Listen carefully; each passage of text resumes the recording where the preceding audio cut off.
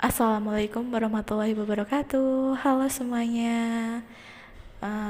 Jumpa lagi dengan saya Firdia Sadul Ilmi. Nah, di sini saya ingin menjelaskan materi mengenai Grab. Nah, sebelumnya saya ingin menjelaskan apa itu Grab. Nah, definisi dan terminologi dari sebuah Grab G itu adalah merupakan pasangan dari VG dan EG, di mana VG adalah himpunan titik, bisa berhingga, bisa tak kosong, sedangkan EG adalah himpunan sisi. Sisinya itu mungkin kosong atau bisa juga setiap sisinya di dalam EG itu adalah pasangan yang tak berurutan dari titik-titik di VG.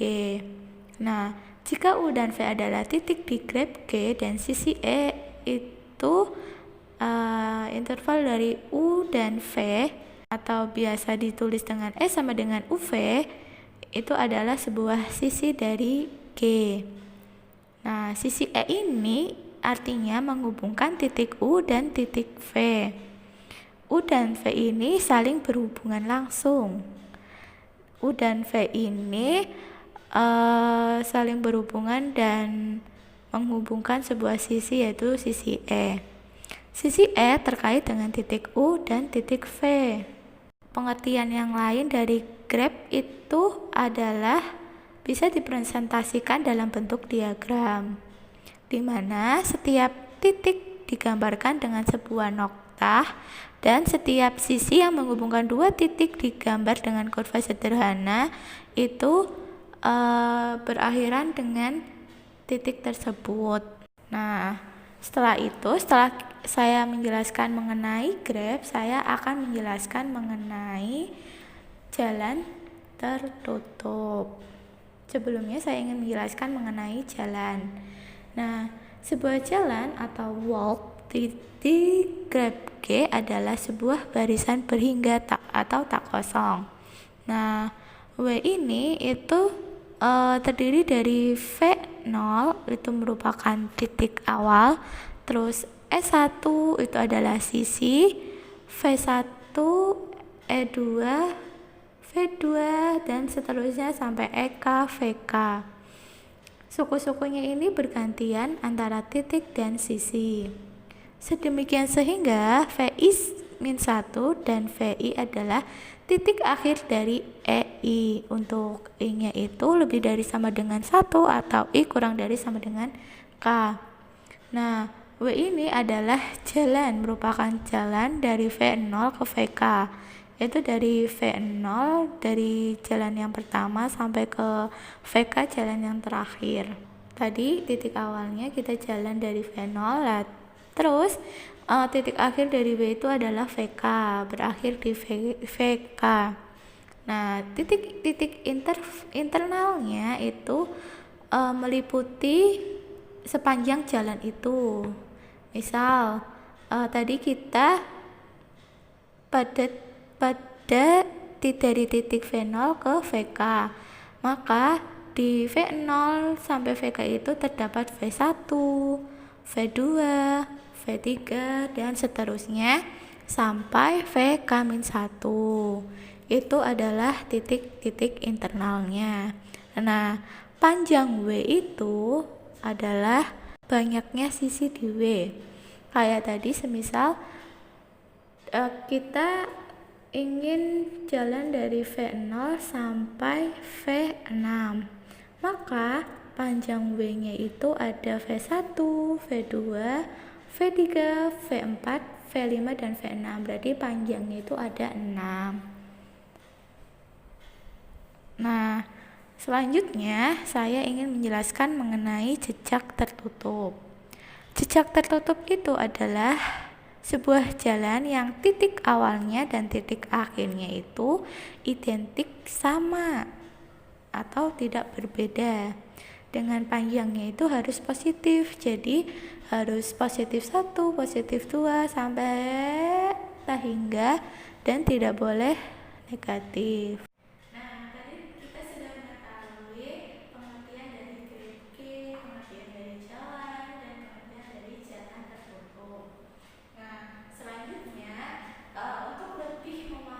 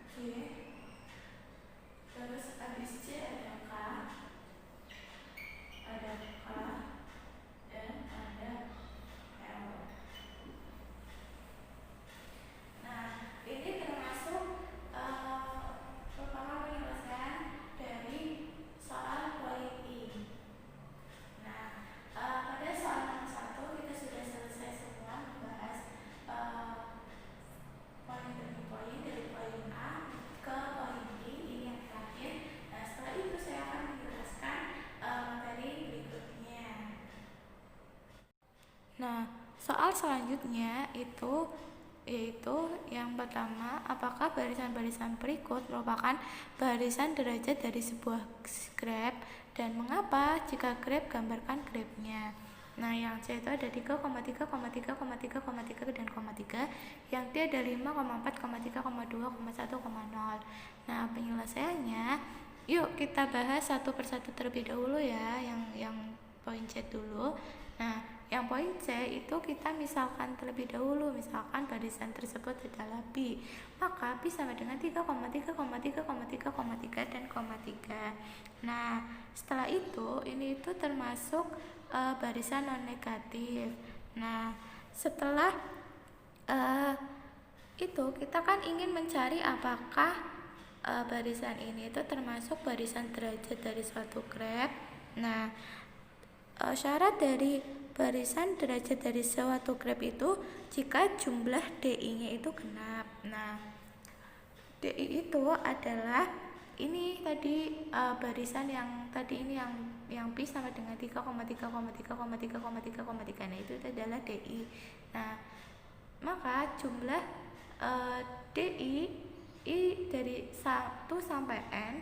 Nah, N ini itu banyaknya itu ada berapa? Di sini kan ada 6 kan, ada D1, D2, D3, D4, D5, D6. Nah, jadi jumlah DI dari I sama dengan 1 sampai 6 itu sama dengan D1 ditambah D2 ditambah D3 ditambah D4 ditambah D5 ditambah D6. Itu 3 tambah 3 tambah 3 tambah 3 tambah 3 tambah 3 itu hasilnya adalah 18 dan itu adalah genap. Dan maka barisan P sama dengan 3,3, 3,3 itu adalah barisan derajat dari sebuah graf. Nah, tadi kan PDI-nya itu adalah genap. Nah, lalu jika graf, gambarkan grafnya, ya kan. Nah, setelah itu kita gambarkan grafnya, graf dari P. Nah, graf dari P itu seperti ini. Nah, setelah itu dari gambar tersebut kita dapatkan bahwa DA-nya itu sama dengan 3. Nah, DA ini itu adalah panjang sisi yang menghubungkan titik A. Nah, ini kan ada A sama B itu kan terhubung jadi 1. Terus A sama C 2. Nah, A sama D itu 3. Jadi DA-nya itu 3. Nah, jadi harus sama ya dengan P yang 3,3. Nah, DB-nya juga 3, DC-nya juga 3, DD-nya 3, DE-nya 3, DF-nya juga 3. Nah, setelah itu kita ingin membuktikan apakah P itu merupakan grafik. Nah, pada jawaban ini, pada pertanyaan ini kita harus kembali lagi ke catatan nomor 3 yang ada pada buku pada halaman 66. Nah, itu dapat diselesaikan sebagai berikut. Nah, tadi kan P-nya kan 3,3. Nah, kita sudah memisahkan ini itu D1, D2, D3, D4, D5, D sampai D6. Nah, sehingga P1-nya itu adalah D2 dikurangi 1, D3 kurangi 1, D4 kurangi 1, D5 kurangi 1, DN itu berarti D6. Nah, sehingga 3 kurangi 1, 3 kurangi 1, 3 kurangi 1, 3 kurangi 1, 3. Nah, hasilnya itu 2,2,2,2,3. Nah, setelah itu bisa juga ditulis sebagai 3,2,2,2. Nah, ini tuh termasuk monoton turun. Nah, setelah itu kita ingin mencari apakah ini itu termasuk barisan derajat atau tidak. Nah, tadi dengan cara yang jumlah DI dari I sama dengan 1 sampai N. Nah, tadi ini kan kita sudah dapatkan 3-nya itu sebagai D1, 2 sebagai D2, 2 lagi sebagai D3, 2 lagi sebagai D4, dan 2 lagi sebagai D5. Nah, setelah itu kita jumlahkan D1, D2, D3, D4, D5. Nah, tadi kan kita temukan D1-nya itu adalah 3, D2-nya adalah 2, D3-nya 2, D4-nya 2, D5-nya 2. Nah, hasilnya itu adalah 11. 11 itu adalah ganjil. Jadi, barisan P1 ini bukan barisan derajat dari sebuah graf. Nah, selanjutnya kita kan ini kan masih termasuk ke dalam barisan non negatif. Nah, selanjutnya kita lanjutkan lagi P2. Nah, P2 itu caranya sama seperti P1 tadi. D2 ini kan sebagai 3 itu sebagai D1, 2 sebagai D2, 2 ini sebagai D3, 2 ini sebagai D4, dan 2 ini sebagai D5. Jadi D2 dikurangi 1, D3 kurangi 1, D4 kurangi 1, D5, D5. Nah, sama dengan 2 min 1, 2 min 1, 2 min 1, 2. Hasilnya itu 1,1,1,2, atau bisa ditulis sebagai 2,1,1,1. Nah, setelah itu kita ingin mengetahui apakah barisan ini termasuk barisan dari derajat suatu graf atau bukan. Nah, tadi kita sudah coba untuk yang P1. Nah, selanjutnya kita lakukan juga kepada P2. Nah, sehingga P jumlah DI dari I sama dengan 1 sampai N itu N-nya itu ada 4, D1, D2, D3, D4. Nah, sehingga D1-nya 2, D2-nya 1, D3-nya 1, D4-nya 1. Nah, itu hasilnya adalah 5. 5 adalah ganjil. Maka P2 bukan termasuk barisan derajat dari sebuah graf. Nah, setelah itu ini kan masih ke dalam barisan non negatif. Nah, kita cari sampai D itu berbentuk 0,0. Pokoknya sampai nanti setelah dilakukan lagi itu tidak termasuk ke dalam barisan non negatif. Nah, ini P3 kita mencari P3 juga sama langkahnya seperti P2. Nah, ini kan jumlah DI-nya dari P3 itu adalah 1 ganjil, dan P3 juga bukan merupakan barisan derajat dari sebuah graf. Nah, ini kan P3 itu kan barisannya kan ada 1,0,0.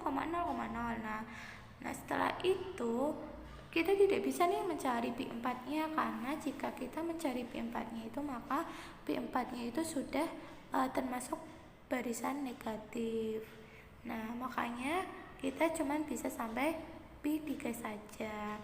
Nah, karena P3, P2, dan P1 bukan grafik, nah maka kesimpulannya P juga bukan grafik. Nah, itu untuk poin C. Nah, selanjutnya pada poin D. Poin D, misal barisan tersebut adalah P, maka P sama dengan 5,4, 3, 2, 1, 0. Nah, tadi jumlah DI-nya itu dari P ini itu D1-nya 5, D2-nya 4, D3-nya 3, D4-nya 2, D5-nya 1, D6-nya 0. Jadi kalau dijumlahkan itu hasilnya adalah 15 ganjil.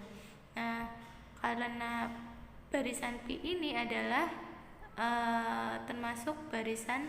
bukan termasuk barisan derajat, karena P jumlah DI-nya itu adalah ganjil. Nah, setelah itu untuk menentukan apakah dia merupakan grafik atau tidak, nah selanjutnya lihat kembali pada tadi catatan nomor 3 pada halaman 66.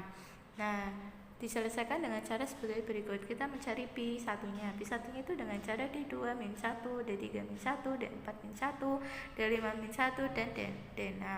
Nah, 4 kurangi 1, 3 kurangi 1, 2 kurangi 1, 1 kurangi 1, 0.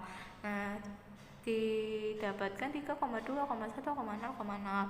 Nah, setelah itu kita jumlahkan apakah ini termasuk dalam barisan derajat P1 ini adalah termasuk barisan derajat dari sebuah graf atau tidak. Nah, kita jumlahkan jadinya itu jumlah DI dari I sama dengan 1 sampai N.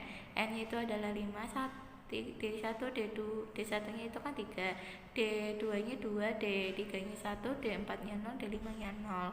Nah, jadi N-nya itu sampai 5. Nah, tadi D1-nya kan 3 ditambah D2-nya 2, ditambah D3-nya adalah 1, ditambah D4-nya adalah 0, D5-nya adalah 0, sehingga jika dijumlahkan itu hasilnya 6 dan itu adalah genap. Nah, maka pi1 itu adalah barisan derajat dari sebuah graf. Nah, selanjutnya kita gambar graf dari pi1.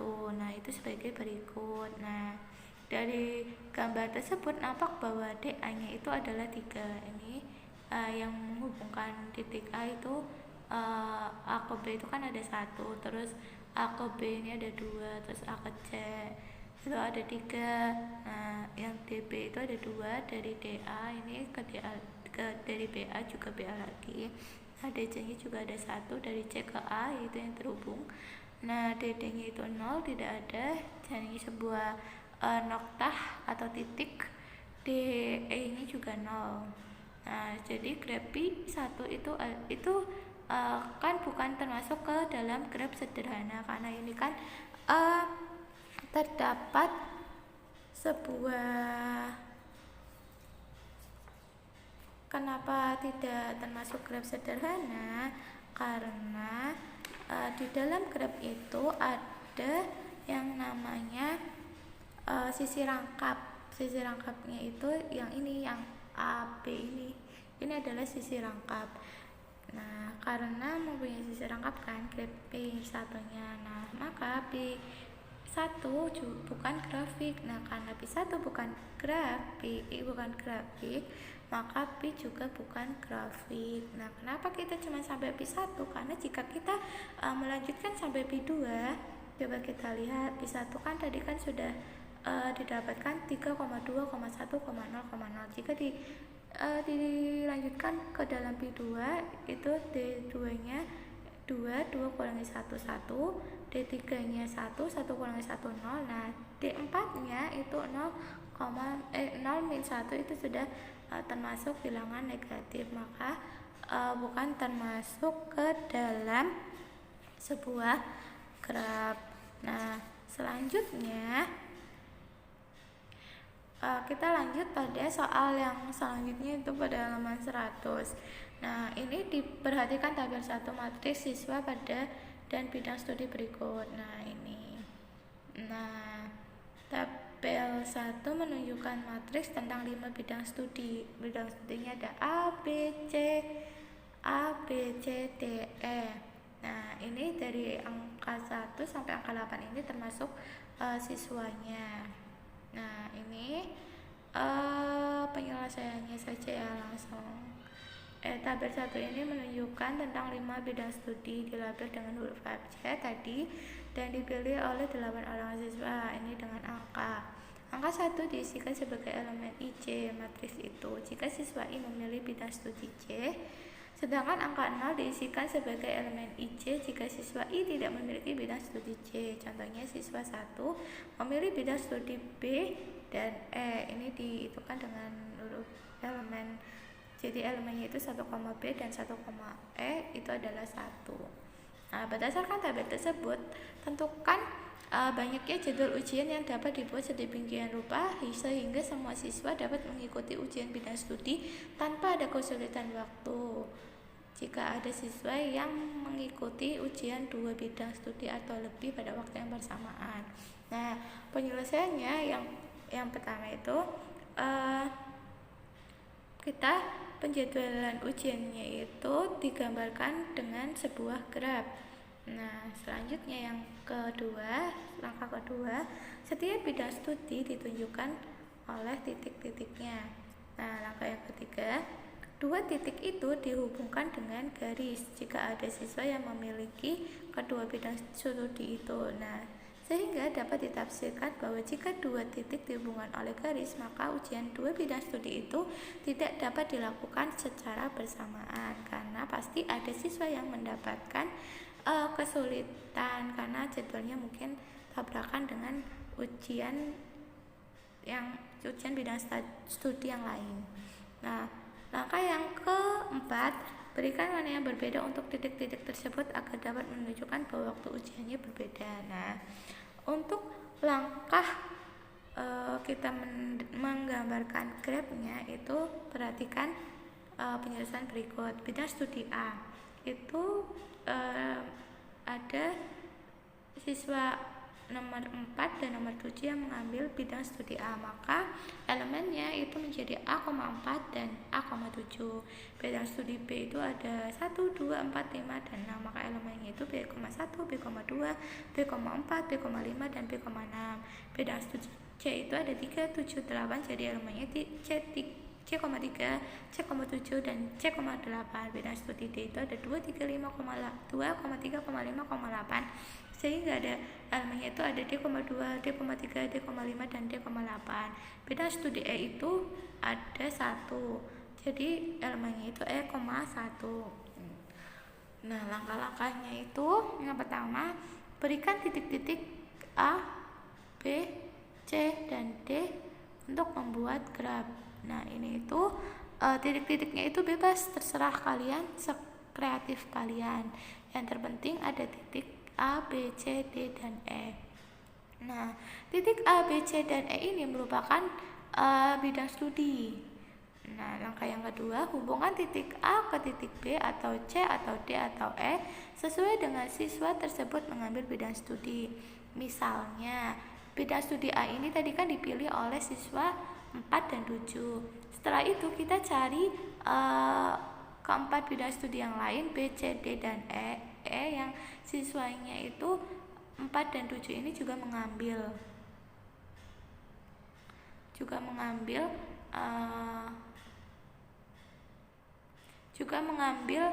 yang bidang studi yang sama. Nah, pada tabel di atas ini 4 dan 7 terlihat bahwa dia mengambil bidang studi A, bidang studi B, bidang studi A, dan bidang studi B. Sedangkan pada anak 7 itu mengambil bidang studi A dan bidang studi C. Nah, setelah itu maka hubungkan titik A dengan titik B, karena tadi kan siswa nomor 4 kan memilih bidang studi A dan B. Nah, artinya siswa nomor 4 ini tidak bisa melakukan ujian secara bersamaan. Nah, selanjutnya untuk siswa pada nomor 7, nah dia juga memilih bidang studi A dan C, maka hubungkan titik A dan C ini. Nah, sehingga siswa 7 ini tidak bisa melakukan ujian secara bersamaan pada bidang studi A dan bidang studi C. Nah, begitu seterusnya, sehingga siswa yang mengambil 2 atau lebih ujian bidang studi tersebut sudah dihubungkan kepada bidang studi yang dia ambil. Nah, setelah itu mendapatkan sebuah graf seperti berikut. Nah, setelah kita sudah mendapatkan graf, maka kita harus mencari berapa banyak jadwal ujian yang dapat dibuat sedemikian sehingga semua siswa dapat mengikuti ujian bidang studi tanpa ada kesulitan waktu. Jika ada siswa yang mengambil ujian 2 bidang studi atau lebih. Langkah yang pertama, bidang studi A akan berhubungan dengan bidang studi B. Ini ya, A dan B itu berhubungan. Nah, maka bidang studi A dan B ini tidak bisa dilakukan ujian secara bersamaan. Misal, bidang studi A ini dilakukan pada ujian pada hari pertama, maka bidang studi B ini dilakukan ujian pada hari kedua. Nah, setelah itu bidang studi A juga berhubungan dengan bidang studi C. A dan C ini berhubungan ya. Nah, maka bidang studi A dan C itu juga tidak bisa dilakukan ujian secara bersamaan. Nah, tadi kan bidang studi A sudah dilakukan pada ujian hari pertama. Nah, artinya bidang studi C ini dilakukan pada ujian hari kedua. Nah, setelah itu bidang studi B ini kan juga tidak juga berhubungan dengan bidang studi A. Dia juga berhubungan dengan yang namanya bidang studi D. Maka antara bidang studi B dan bidang studi D ini tidak boleh dilakukan ujian secara bersamaan, karena nanti pasti ada siswa yang kesulitan mengikuti kedua ujian bidang studi tersebut. Nah, bidang studi B dan E juga berhubungan, maka B dan E ini juga tidak bisa dilakukan ujian secara bersamaan gitu. Nah, sehingga tadi kan misal B itu diletakkan pada ujian hari kedua, maka bidang studi E ini dilakukan ujian pada hari pertama. Nah, setelah itu bidang studi C. Nah, bidang studi C selain berhubungan dengan bidang studi A, dia juga berhubungan dengan bidang studi D. Maka bidang studi C dan D itu tidak bisa dilakukan ujian secara bersamaan, yang artinya bidang studi D dilakukan pada ujian hari pertama ini ya. C dan D ini kan selain berhubungan dengan A, dia juga berhubungan dengan C.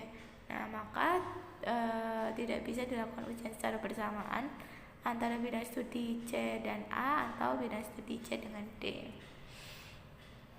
Nah, langkah yang selanjutnya itu bidang studi E. Bidang studi E itu tadi kan sudah ya berhubungan dengan bidang studi D, maka bidang studi E dan D tidak bisa dilakukan ujian secara bersamaan, yang artinya tadi kan bidang studi D kan sudah dilakukan ujian pada hari kedua ini ya, pada hari kedua nih bidang studi pada langkah ke 1, 2, 3. Pada langkah ketiga kan ya sudah ditentukan kalau bidang studi D dilakukan pada ujian hari kedua, maka bidang studi E ini dilakukan pada ujian hari pertama. Nah, lalu mendapatkan gambar seperti ini ya. Nah, dari gambar tersebut dapat disimpulkan bahwa banyaknya jadwal ujian yang dapat dibuat, yaitu ada 2 hari. Jadi graf G pada gambar tersebut memiliki bilangan kromatik 2. Nah, begitu. Nah, sekian materi yang dapat saya sampaikan, dan kurang lebihnya saya mohon maaf. Bila ada tutur kata atau misal ada penyampaian materi yang mungkin kurang lengkap atau kurang tepat, saya mohon maaf. Saya akhiri dan terima kasih. Wassalamualaikum warahmatullahi wabarakatuh. Sampai jumpa.